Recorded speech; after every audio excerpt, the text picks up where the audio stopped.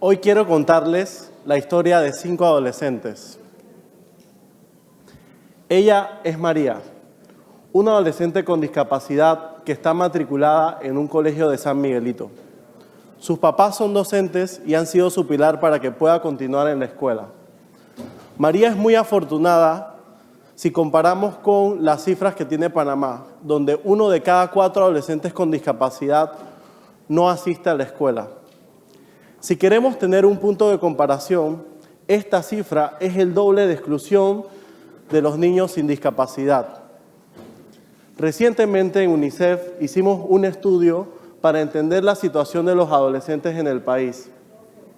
Ese estudio nos permitió entender que, a pesar de que en los últimos 20 años se han reducido los niveles de pobreza, aún una parte importante de la población vive en pobreza multidimensional.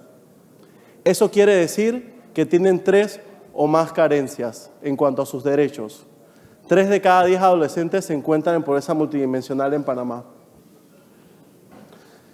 Y las carencias se pueden vivir de múltiples formas. Cuando no tenemos acceso a agua potable, a servicios de recolección de basura, o cuando no tenemos acceso a educación, son algunos ejemplos. Lo importante es que hoy sabemos dónde está localizada la pobreza. La pobreza está en las comarcas, en las áreas rurales, pero también en las áreas periurbanas.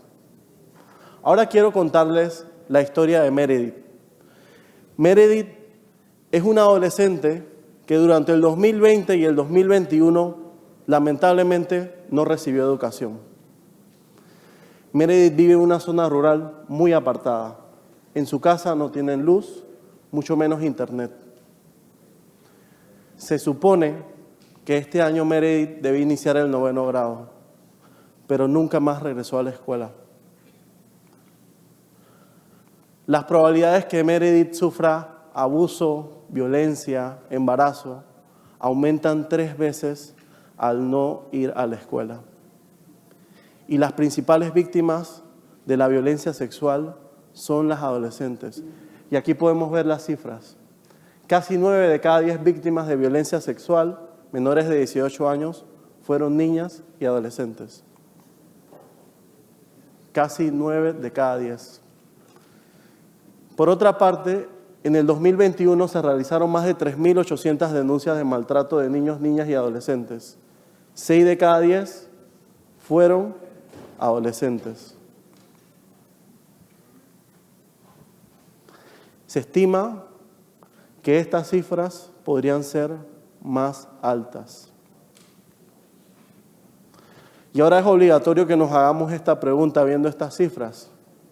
¿Cómo impacta esta situación a los y las adolescentes en Panamá?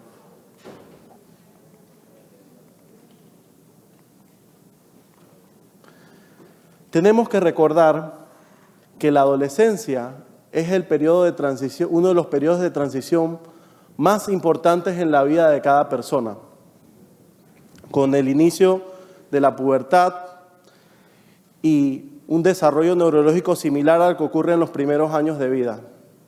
En la adolescencia es clave el desarrollo de la identidad individual y las experiencias positivas y negativas pueden tener un impacto para el resto de la vida en términos de bienestar, aprendizaje o empoderamiento ciudadano.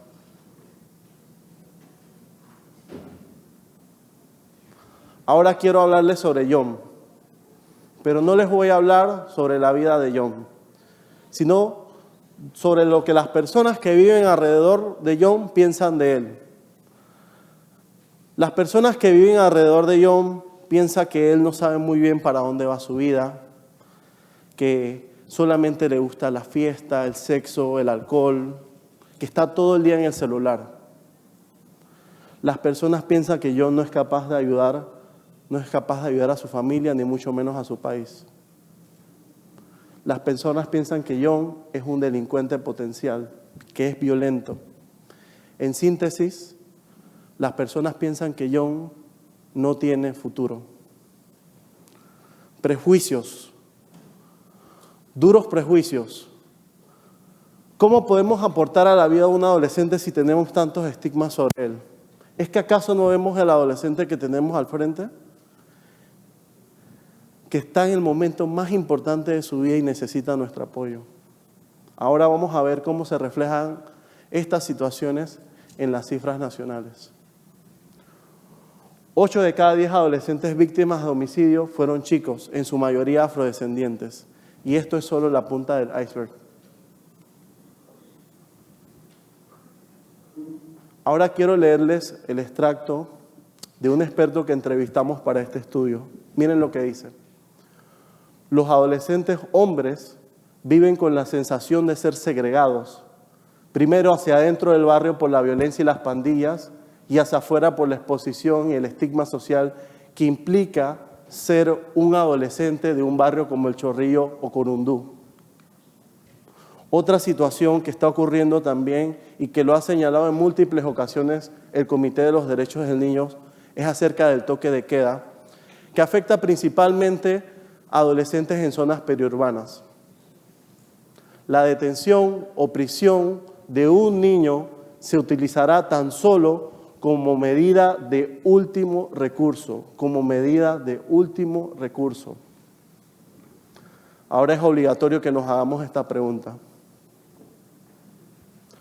¿Cómo vamos a hacer para detener estos estigmas?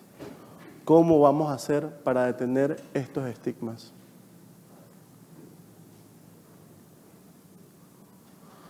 Ahora quiero hablarles sobre Samira. Samira es una adolescente que vive en Colón y tiene acceso a servicios de salud amigables. Aprovechando que estamos acá con las autoridades de salud, queremos resaltar esta oportunidad. De los 260 centros de salud a nivel nacional, el 31% cuenta ya con servicios amigables para los adolescentes. Esto representa una gran oportunidad para el país para avanzar en la atención primaria de los adolescentes, principalmente en zonas rurales, en las comarcas o en zonas periurbanas donde no existen estos servicios. Y para finalizar, quiero hablarles sobre Masamba.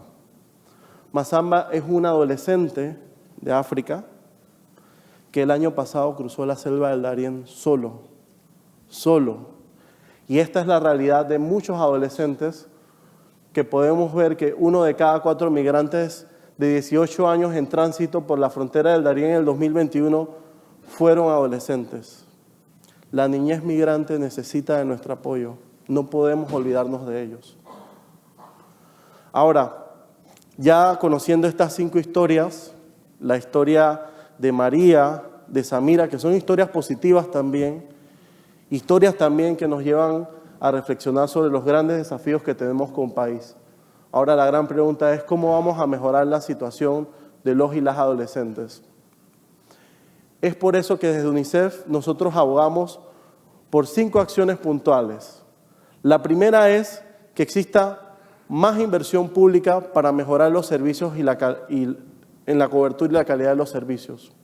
La segunda es más prevención de la violencia, del embarazo, más protección a las víctimas de violencia sexual, menos discriminación, más inclusión de todas y todos y, por supuesto, que hoy lo estamos haciendo, más participación de los adolescentes, pero más participación en la toma de decisiones.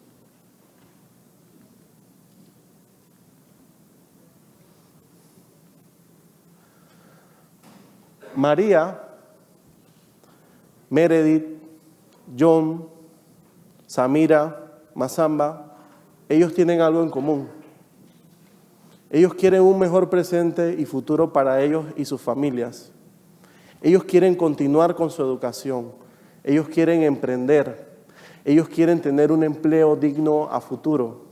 Ellos desean vivir en un ambiente limpio, libre de violencia. Ellos desean aportar a la sociedad y saben que lo pueden hacer a través de la participación significativa. Y de nosotros, de todos los que estamos aquí, depende de que ellos cumplan sus sueños y que todos los adolescentes en Panamá tengan la garantía de sus derechos. Muchas gracias.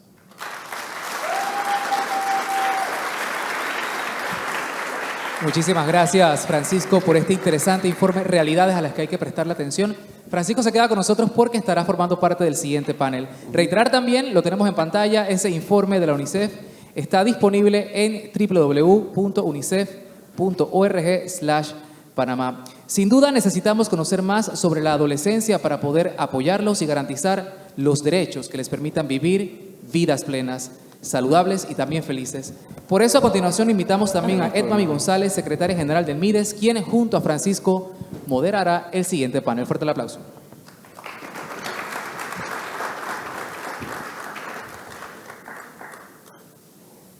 Qué placer encontrarte hoy aquí, Edmami. Creo que nuestro trabajo está muy relacionado, ¿no?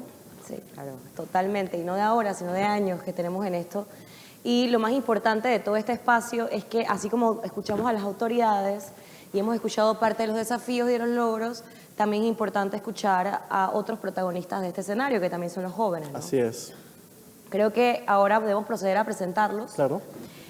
Vamos a leer aquí un poco el perfil de quienes nos acompañan el día de hoy en el panel. Son jóvenes bastante destacados, quienes tienen activismo en sus distintas trincheras. Una de ellas es Melanie Mendieta, es una adolescente de 15 años, activista por la justicia climática y los derechos humanos de su ONG AHAM, entre otras a nivel nacional e internacional. Adelante, Melanie, por favor, para que nos acompañe.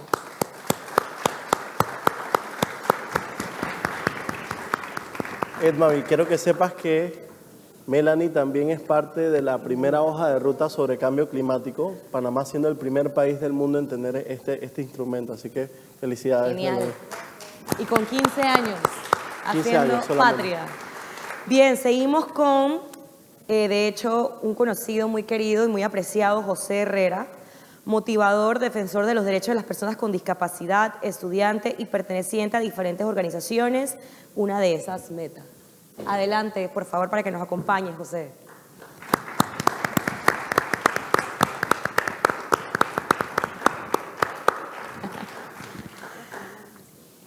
Bueno, asimismo nos acompaña el día de hoy Alberto Lorenzo. Es un joven que nos deja una frase: el silencio aparece cuando no hay ondas sonoras. Imagínese vivir en un pueblo con este nombre y que sea todo lo contrario. Alberto Lorenzo North es un joven orador y artista, por eso la frase que introduce su presentación, con ánimos de seguir viviendo. Adelante, Alberto, un fuerte aplauso. Edmami, quiero que sepas que Alberto también fue el 5º lugar en el concurso de oratoria, así que un fuerte aplauso para él. Directamente en la provincia de Bocas del Toro.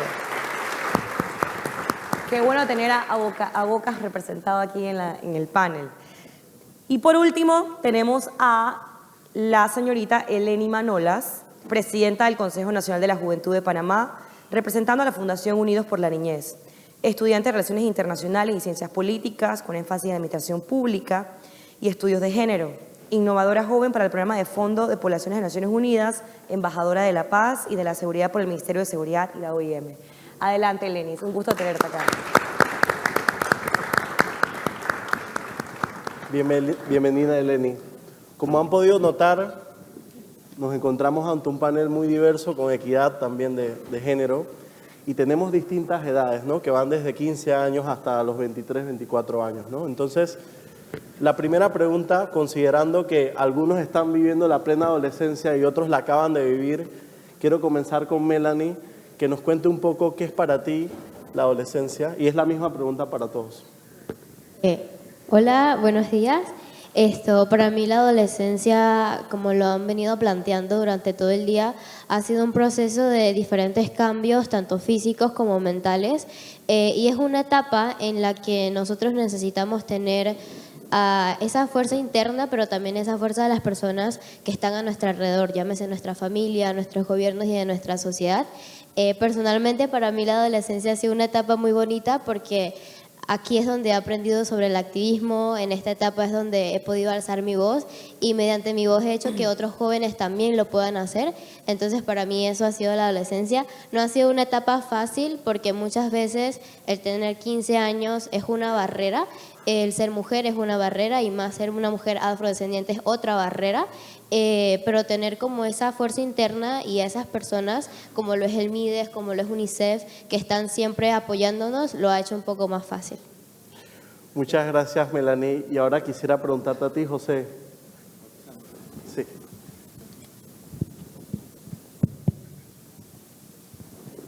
Buenas tardes.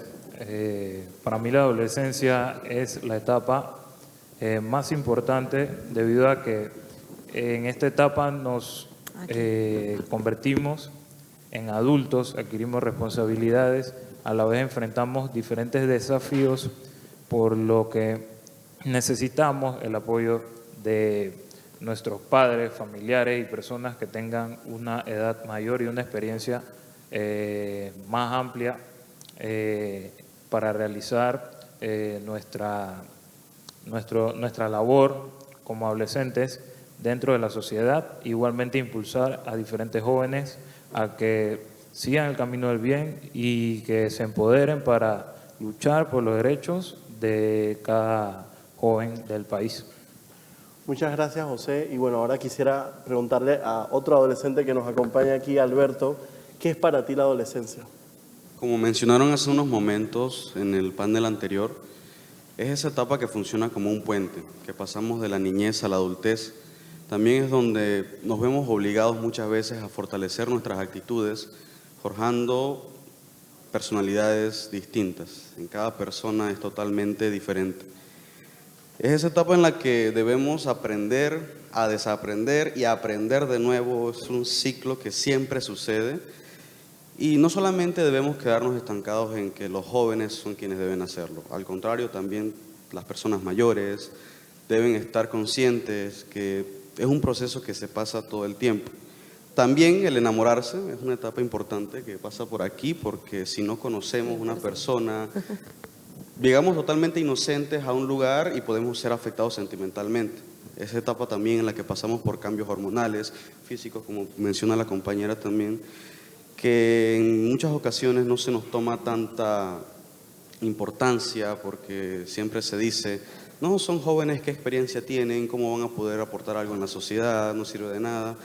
Por eso es que me voy saliendo un poco, valoro bastante estas situaciones, estas actividades en las que se valora mucho el pensamiento que tenemos los jóvenes, aquí hay de distintas variedades, no para clasificar a alguien, sino que una joven de 15 años, yo de 18, hay dos personas más allá, que estamos muy variados y cada uno tiene un punto de vista distinto del país y de la vida como tal. Muchas gracias, Alberto. Bueno, Eleni, cuéntanos, ¿qué recuerdas de la adolescencia muy recientemente, ¿no? Bueno, yo sí soy el sector un poco más grande del panel. Dejé de ser adolescente hace un tiempo, pero creo que para mí la adolescencia fue un tiempo bastante caótico. Creo que es una etapa en la vida que nos preparamos para la adultez, pero al mismo tiempo nos sentimos súper inseguros de nosotros mismos porque tenemos cambios corporales, empieza toda la cuestión o el mundo de las relaciones amorosas que nos genera una cierta inseguridad propia, pero al mismo tiempo nos sentimos que estamos listos para comernos el mundo. Yo me acuerdo ser adolescente y tenía como que este sentimiento de ser invencible, que quería opinar en mis clases, que quería hablar de política, que quería estar involucrada en todos estos espacios, pero al mismo tiempo me sentía súper insegura de mí misma cuando lo hacía. Entonces yo creo que la adolescencia es una etapa en la cual necesitamos tanta empatía, tanta guía y empatía por medio de nuestros padres, de los adultos que nos rodean, para que nos puedan guiar por este espacio. Y yo sé que muchas veces cuando somos adolescentes no queremos la guía, es lo cierto, nos volvemos bastante rebeldes, digamos, pero al mismo tiempo necesitamos eso, empatía, que nos entiendan que estamos pasando por mucho y que no necesariamente queremos ser tan tercos o necios como nos dicen. Bueno, muchas gracias a todos por su respuesta. Ahora, como tuvimos como telón las cifras del análisis de situación, y quiero pasarle la palabra a Ed Mavi, que va a seguir con la siguiente pregunta para ustedes. Claro, y creo que es interesante, Francisco, porque bueno, desde UNICEF, desde el MIDES, abordamos los desafíos de las juventudes y de los adolescentes, de los niños y niñas, y creo que saber de algún modo u otro que tenemos estas responsabilidades desde nuestros espacios es siempre recordar el sentimiento que originalmente debe mover al primer protagonista de quien recibe nuestros esfuerzos. Exacto. Y en ese caso creo que recordar aquello que quizás tú y yo también pudimos sentir en nuestra adolescencia es parte de lo que mantiene un poco el motor de por qué trabajamos en esto. Bueno, y la siguiente pregunta, que para nosotros es muy importante dentro de los espacios también de toma de decisión, pero más que todo saberlo de ustedes, es, ok, ya salimos de entender para ustedes qué es la adolescencia y qué representó, Pero ahora, en la actualidad, dentro de sus capacidades y sus experiencias nuevas de vida, ¿cómo ustedes ven, desde aquello que sintieron versus lo que ahora saben, cuáles son aquellos derechos o la dificultad de poder hacer valer más los derechos de los adolescentes? ¿En dónde está ese principal obstáculo o reto de hacerlos valer y ejercerlos correctamente? Podemos empezar, yo digo, que de allá para acá. En respuesta a la pregunta, Edmavi, uno de los desafíos, y creo que no solamente es en Panamá, sino a nivel mundial, es la violencia que hay hacia los jóvenes, la falta de educación, los pocos espacios laborales, ya que al momento de querer adquirir una un puesto de trabajo, nos piden experiencia laboral cuando apenas estamos saliendo de nuestra adolescencia y juventud. Creo que por parte de mi experiencia propia como joven con discapacidad, aparte de ser un adolescente, está sumado a que tengo una discapacidad, entonces es el doble del desafío para poder tener participación dentro de las diferentes áreas, dentro de las diferentes actividades que se realizan tanto en mi comunidad como en el país. Y creo que estos son los puntos más desafiantes para nosotros los adolescentes en cuanto al tema de avanzar. Muchas gracias, José. Adelante, Lenny. Yo creo que lo resumiría entre tantas cosas que se me ocurren, dos problemas principales. El primero, hay muchos espacios para que los adolescentes hablen ahora. Esa es la nueva moda.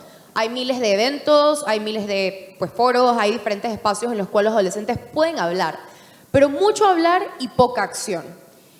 Es normal, inclusive cuando yo era adolescente, me invitaban a espacios a debatir inclusive, y sí, los adolescentes están conscientes de cuáles son las problemáticas y tienen muchas propuestas de poder cómo solucionarlo. Pero muchas veces las personas que están en las posiciones de toma de decisión nos invitan a hablar espacios o conversamos y demás, que es súper importante y es un paso muy grande que ha dado Panamá, se debe reconocer.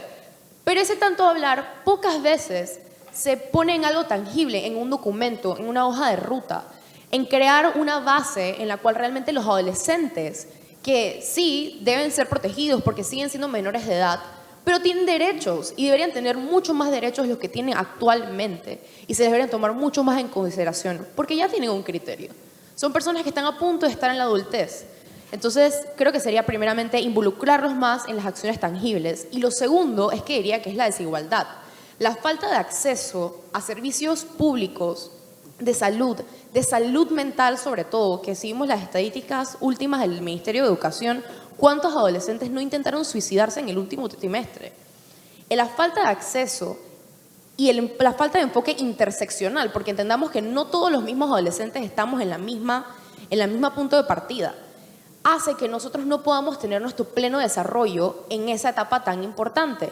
No nos podemos preparar bien si no estamos bien comidos o si no estamos enfermos cuando estamos en la escuela. No podemos estar en un espacio seguro y sentirnos bien en nuestra comunidad si no es seguro para eso. En el caso de las mujeres, no podemos sentirnos abiertas como adolescentes a poder hablar a casos de abuso sexual que son tan comunes en esta edad si no hay servicios amigables para cuál podemos ir a denunciar. Mientras siga el tema de la desigualdad y hay una falta de enfoque interseccional por medio de las instituciones públicas, es imposible que tengamos jóvenes preparados y adultos jóvenes preparados para poder comerse el mundo o cambiar Panamá. Gracias, Eleni. Bien, yo creo que una de las problemáticas de las tantas, como mencionaron anteriormente, son las que precisamente pueden ver aquí en los circulitos, que yo les puedo resumir en la falta de información, en la falta de estos espacios seguros donde nosotros podamos investigar sobre los problemas que existen. Porque ahorita mismo, yo como activista por la justicia climática puedo decir que el cambio climático a Panamá nos está impactando, pero ¿en dónde consigo cifras? Yo como persona privilegiada, por así decirlo, porque tengo un teléfono, tengo acceso a internet, probablemente se me haga mucho más fácil. Pero ¿qué pasa con los jóvenes de comarca? ¿Qué pasa con las personas, independientemente que sean niños, niñas, adolescentes o jóvenes, que no tienen acceso a internet, que ni siquiera tienen luz? Ahora, ¿cómo vamos a esperar que tengan acceso a una información por medio de la internet? Eso por una parte, y la otra también sería los espacios para la participación, como lo dijo Eleni, de los niños, niñas, adolescentes y jóvenes. Porque ¿qué pasa? Yo he notado que siempre se nos involucra pero se nos involucra ya en el resultado de, o sea, ya como en la solución. No se nos involucra en el antes, ni en el durante, ni el después, el seguimiento de esta solución. Entonces, ¿cómo crear soluciones para una población sin la población o solamente al final? Entonces, ¿cómo sabemos que esa solución realmente está ayudando a esta población si no le preguntamos, si no las tenemos en las mesas de diálogo? Y rescato lo que dijo Eleni, es importante hablar las cosas, es importante entender, pero también es importante accionar. Lo que estamos haciendo hoy día aquí, nosotros como jóvenes, ustedes como adultos, como empresa, como organizaciones, tanto gubernamentales como no gubernamentales, tenemos que pasarlo a la acción, tenemos que compartirlo con las otras personas. Antes, cuando todos estaban entrando, me di cuenta que la mayoría aquí son personas adultas.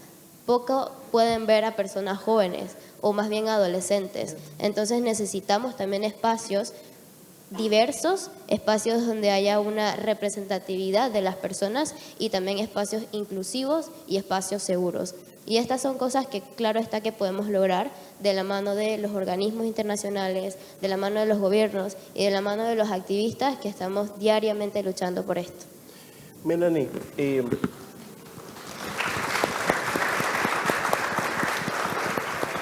Melanie, tú y Alberto son los que están dentro del sistema educativo. Ya Alberto va de salida, pero en tu caso estás en plena educación, ¿no? ¿Nos podrías contar un poco sobre tu experiencia en el sistema educativo? Bien, yo tengo aquí como algo súper largo o amplio para explicar, pero yo tengo 15 años, es decir que ahorita mismo estoy en cuarto año, que es mi primer año de bachiller en ciencias, y realmente ha sido muy difícil porque yo básicamente no tengo un colegio. Por problemas de infraestructura yo solamente voy una vez a la semana de los 5 días que se supone debería ir, y no voy como a dar clases, o sea, no entro a un salón, tengo un profesor y todo eso, sino que yo solo voy a entregar módulos. ¿Y qué yo aprendo por módulos? Yo tampoco doy virtual. Como les digo, los módulos realmente no son un método de enseñanza porque encima de que me tengo que ser como yo misma darme las clases, no me da el tiempo suficiente para poder aprender. Hago las tareas más bien para pasar el año que para que algo se me quede aquí. Entonces, eso es realmente la educación, o sea, ese es realmente el sistema educativo que Panamá debería tener. Estábamos pasando por momentos muy complicados porque las aulas en las que nosotros empezamos el año eran aulas como modulares, eran básicamente salones hechos como de cartón en la que tú hacías así y se escuchaba al otro lado lo que la persona hablaba. Y eso tiene un periodo de 3 años, ese periodo ya pasó y había un gran riesgo de que prácticamente la escuela se nos viniera encima, de que no había agua potable, aún no hay agua potable, no hay ni siquiera papel higiénico en la escuela. Entonces son muchos problemas que hacen que los más de 2.000 estudiantes que tiene mi colegio, el Cristóbal Adán de Urriola de Arreján, no puedan tener acceso a una educación. Y si no tienes acceso a la educación, no tienes acceso a un buen futuro, porque si bien es cierto, los niños, niñas, adolescentes y jóvenes somos el futuro, pero ese futuro se construye con el presente. Y si en mi presente yo no tengo educación, lamentablemente en mi futuro no voy a tener nada. Así es.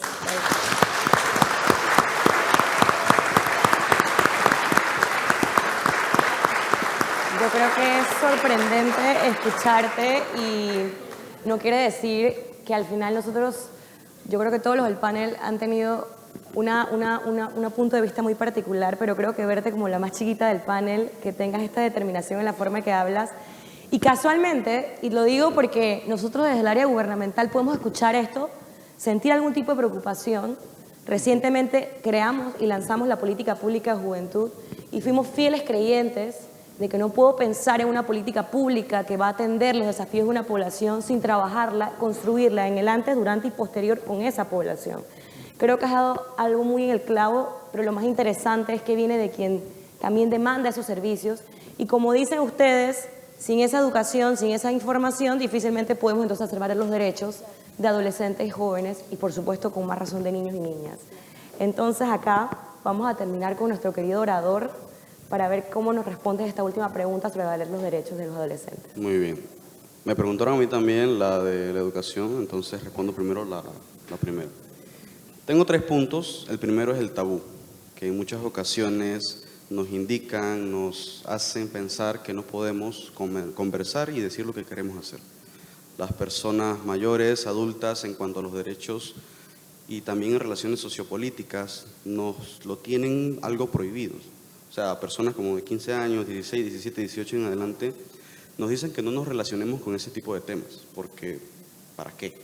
Entonces, por eso en muchas ocasiones no somos conscientes de las cosas que podemos no pedir, sino tener derecho, reclamarlos, porque nos pueden tratar de la manera en la que querramos y nosotros no somos conscientes de que podemos evitarnos un sinnúmero de situaciones.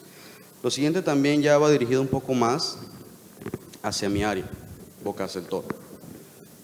En la parte aborigen. Yo soy orgullosamente de raza aborigen, pero en muchas ocasiones hay perjuicios hacia ellos. Entonces eso es algo que he venido luchando desde hace mucho tiempo, porque hay sesgos inconscientes en muchas ocasiones que dicen que la mayoría de aborígenes o son borrachos o son personas iletradas que no tienen conocimientos. Pues llevar la contraria a eso ha sido bastante complicado, porque aquí donde me ven he hasta viajado a Europa, he ido a distintos países y he estado rompiendo esos esquemas de las personas que tienen en mente de cómo son los aborígenes realmente, y en general se enfocan mucho en la parte negativa, pero soy consciente de que en las áreas comarcales hay un potencial innato que las personas muchas veces no quieren ver. Entonces, la otra parte que va dirigida hacia la salud mental y la estabilidad emocional y la inteligencia también, que casualmente en el panel también anterior mencionaron al licenciado Vadim Moreno, subdirector nacional de servicios psicoeducativos, que va en relación a una investigación que hizo el Ministerio de Educación, en la que entrevistaron a 35.374 alumnos en junio de 2022, de los cuales 800 jóvenes admitieron tener pensamientos suicidas. O sea, ¿cómo es posible que jóvenes desde temprana edad, diría yo, desde los 11 en adelante, quieren acabar con su vida? O sea, somos conscientes de las situaciones que venimos pasando desde una pandemia en la que tuvimos muchas pérdidas materiales y humanas. Todo esto nos afecta muchísimo. También hay que fortalecer los gabinetes psicopedagógicos, que son las áreas en los colegios, que son quienes atienden. Y es increíble, por lo menos en el mío, Instituto Profesional y Técnico de Bocas del Toro, donde para agendar una cita con los psicólogos que tienen ahí pasamos por varios filtros. Primero se lo podemos comentar a los profesores. Tengo cierta situación en la casa, ellos se lo comentan a los profesores orientadores. Entonces, si ellos consideran necesario que nosotros debamos ir a un psicólogo, entonces es que vamos. Pero desde mi perspectiva no es algo que notemos a simple vista, en plan de, tú estás bien, no es necesario que te atiendan. Ustedes me ven aquí feliz y tal vez a las demás personas aquí también y totalmente tranquilos hablando sobre las situaciones del país también, pero no sabemos lo que hay dentro realmente. Entonces, ¿cómo puedo decir tú o tú o tú o tú no necesitan ir al psicólogo porque están bien, no pasan por nada malo? Y yo se lo comenté y no tengo pena de decirlo tampoco, para que vean realmente lo que hay detrás de todo esto. Aquí habla Alberto Lorenzo North, sobreviviente a 3 intentos de suicidios, a los 11 años, a los 13 años y a los 15 años.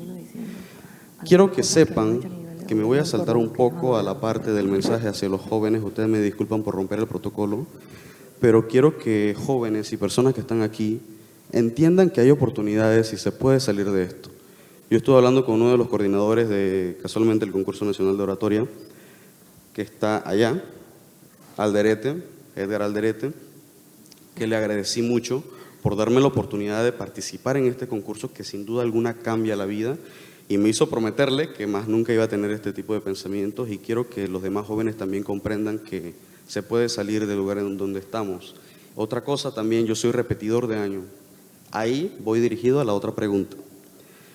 Me dejó rezagado la pandemia. Sin duda alguna yo no me adapté a la tecnología, cuando en muchas ocasiones piensan que los jóvenes somos quienes tenemos conocimiento de cómo funciona todo, pero no es así. En muchas ocasiones necesitamos la ayuda de las personas adultas también para guiarnos y cómo utilizar de buena manera los servicios, los dispositivos electrónicos también. Y en mi caso quedé muy mal. Entonces aquí donde estoy, yo ya debería estar en la universidad, fue casualmente el año pasado, pero este año, gracias al esfuerzo y a la presencialidad, me levanté de una vez y bueno, quedé en el 5º lugar de oratoria, y eso es gracias a las oportunidades.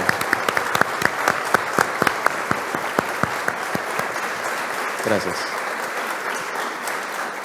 Muchas gracias, Alberto. Muy valientes tus palabras. desde UNICEF nos preocupa mucho las situaciones que ustedes exponen y también estamos a la disposición de ustedes y del Estado en avanzar, identificar las oportunidades que sean necesarias para cambiar la situación de los adolescentes en el país. Y ahora, para finalizar, quisiera pedirle a cada uno que en 30 segundos nos cuenten entonces qué proponen para avanzar sobre estos desafíos. 30 segundos, Francisco. Me disculpan que sea un poco dictatorial, pero bueno, el tiempo apremia y bueno, ha sido muy interesante, pero quisiera comenzar contigo, José. Sí, Francisco, creo que una de las propuestas más viables sería que trabajemos de la mano con los gobiernos, tanto locales como a nivel de país, con nosotros que somos los actores y los que estamos, por decirlo así, sufriendo las problemáticas que nos truncan ahorita mismo nuestros sueños, nuestros estudios y, como dijimos antes, crear una estrategia para tener una mejor empleabilidad en tanto como los jóvenes, que somos el relevo generacional en este siglo, y tanto como para la generación que viene creciendo atrás de nosotros. Esa sería una. La otra estrategia que creo que puedo proponer es ser equitativo en cuanto a la participación de diferentes espacios. Incluir, cuando se hablan de temas de afrodescendientes, a jóvenes afrodescendientes, cuando se hablan a personas con discapacidad, que tomen decisiones las personas que están viviendo esta situación, porque de nada sirve legalizar, hacer leyes si al momento de ver la funcionalidad no nos sirven a nosotros que somos los que pasamos este día a día. Gracias, José. Eleni. Yo estoy totalmente de acuerdo con José. Si vamos serían dos cosas mi mensaje. Lo primero es que si vamos a hacer políticas y vamos a hacer leyes que afecten a los adolescentes, sorpresa, los adolescentes no son unos niños, son personas que tienen voz y voto y que estoy segura que tienen soluciones inclusive mejores que los tomadores de decisiones muchas veces. Tómenlos en consideración, siéntenlos en una mesa como si fuesen su par, a preguntarle qué idea tienen ellos para formar parte de esa solución, porque la solución nunca va a funcionar a menos que la persona que la afecte esté en parte de ello. Y lo segundo que diría, y eso es para las personas que están en los cargos públicos, es que imagínense que en cada momento que ustedes se paren en su oficina a hacer cualquier tipo de acción, imagínense los ojos de un niño adolescente que tiene toda una vida por delante. Piensen en esa persona, cómo cada movimiento que hagan, tan sencillo como pedir una reunión con alguien, hacer una política, buscar una ley, sentarse a hablar con alguien en un organismo internacional, tomen en cuenta que cada micromovimiento que ustedes hagan es para servir a ese adolescente, no para servirse. Melanie. Yo creo que recalco nuevamente, al igual que lo han hecho anteriormente, de que no podemos crear soluciones para cierto grupo de personas sin ese grupo de personas, porque al final no estaríamos haciendo nada. También pasar de las palabras a la acción, y creo que algo muy importante y que plantearon en el panel anterior es que las soluciones o la responsabilidad no está a cargo solo del gobierno.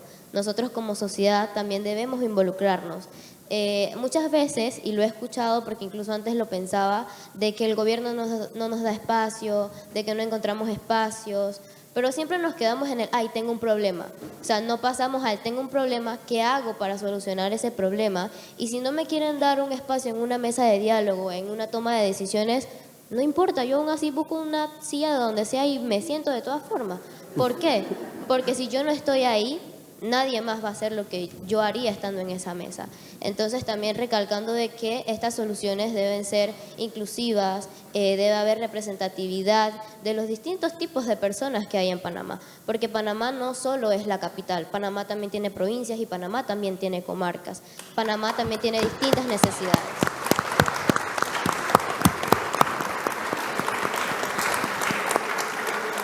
Gracias, Melanie. Alberto, te toca el cierre. Déjame medir el tiempo entonces. 30 segundos. Como en el concurso, Alberto. Voy. Sí, es que nos tienen con el tiempo medido siempre, que tiene que ser 1 minuto, 1 minuto y medio, pero bueno. Tengo 2 puntos, comprensión y conciencia.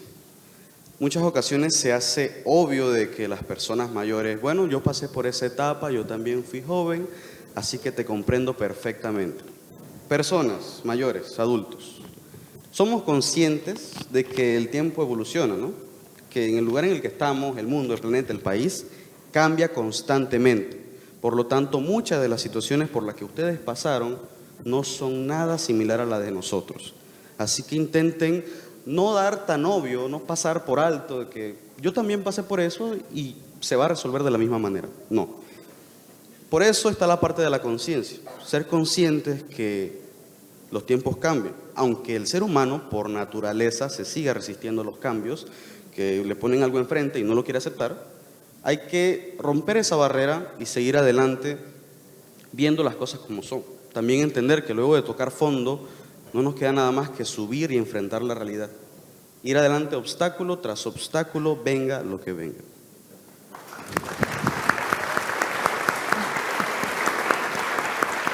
Encantada de escuchar a estos jóvenes, Francisco, y creo que es importante, ante todo, para UNICEF, para el Ministerio de Desarrollo Social y todas las instituciones que son aquí invitadas el día de hoy, así como sociedad civil, también el sector privado. Yo creo que hay algo que también es importante que nosotros tenemos que trabajar y es tener más acceso a la información a los adolescentes y a los jóvenes sobre también qué oferta hay para ellos. Nosotros no en vano estamos de algún modo otro replicando en cada espacio que existe una política pública de juventud recientemente lanzada, que hay una ley de juventud que esperamos que los adolescentes y jóvenes puedan respaldar en febrero, que está ahorita mismo en asamblea, que esperaríamos que puedan vincularse a las guías de educación sexual que ya lanzó el Meduca y ha preparado a un gran porcentaje de docentes para implementarlas. O, por ejemplo, las guías contra el suicidio que también levantó Meduca, y sería bueno o interesante que personas como ustedes puedan darle una revisión a lo que ya construyó Meduca que va a ser implementado. Y creo que es parte del proceso de que inclusive, como existen otros programas orientados a fomentar las habilidades blandas en los jóvenes, a fomentar las capacidades para el empleo, a fomentar su vocación por la vida, generar propósito y proyecto de vida, son programas que existen y creo que es importante, Francisco, que uno de los desafíos que nos queda, porque este panel es, como desde un inicio del evento, hablamos de los logros, pero también de los desafíos, y uno de los desafíos más importantes es primero hacer que esta oferta sea de mayor alcance, Así es. que sea más accesible a nivel de información, pero para que sea más accesible a nivel de información necesitamos seguir contando con líderes, voceros participativos en el principio, en el medio y en el final de todos los procesos como son ellos. De lo contrario, nosotros no somos suficientes. Eso es parte de la moraleja de la historia, diría yo, y solamente felicitarles porque tienen una capacidad enorme, tienen un impacto genial en la sociedad y los invito a que sigan replicando ese liderazgo. Me había sido un placer compartir con ustedes, con José, Eleni, Melanie y Alberto. Muchas gracias a todos por escucharnos. Gracias.